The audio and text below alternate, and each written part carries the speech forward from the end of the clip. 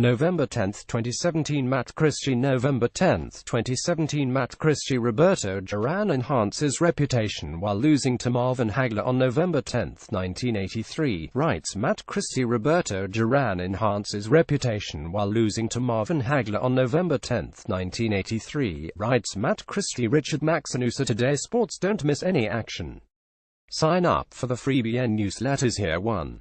There was high demand to witness the November 10, 1983 World Middleweight title showdown between champion Marvelous Marvin Hagler and reigning WBA 154 pounds king, Roberto Duran.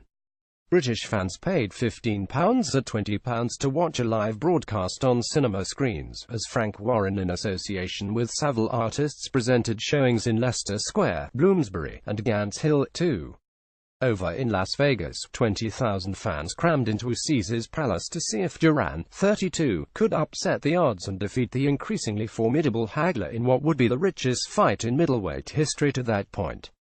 Hagler, 3 years Duran's junior, enjoyed a 2.5-inch height advantage, and outreached the Panamanian by 8.5 inches. 3. Promoter Bob Arum, who announced both fighters could make $10 million from the bout if it sold well on all avenues, would not have been surprised to see the upset. Hagler has never fought a guy who moves like Duran moves, said Arum. Duran is now very serious, and when HES got his head on straight, I think HES the greatest fighter in the world. I wouldn't be surprised if he beat Hagler. 4. But Hagler, who was 3 years into a reign he had long craved, was not about to give up his title easily. There's a monster that comes out of me in the ring. I think it goes back to the days when I had nothing.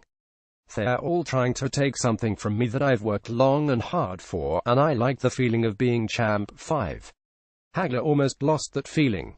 After 13 rounds of the scheduled 15, Duran, cheered on by 2,000 flag-bearing Panamanians, was ahead on all 3 judges' scorecards.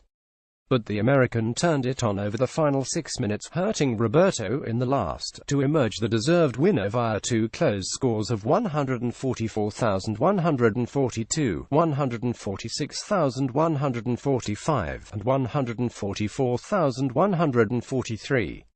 6. At the final bell, Duran sneered and snorted, and afterwards typically offered no encouragement for the man who had just defeated him.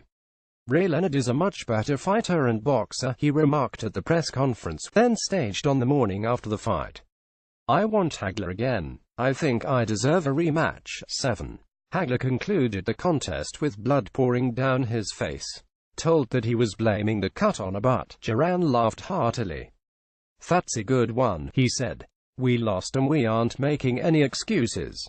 That's funny. 8. The Duran camp could have made excuses, though. His right hand was injured and swollen from the 5th round.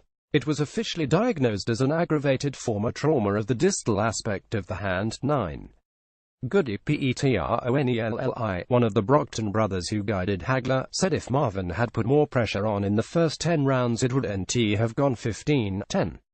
But Hagler, growing tired of the criticisms he was facing despite winning, declared if it had one more round I could have knocked him out, but all I wanted to do was win, and I did. Read more on this day articles here. Subscribe to Boxing News, established in 1909, and the longest-running publication on the market.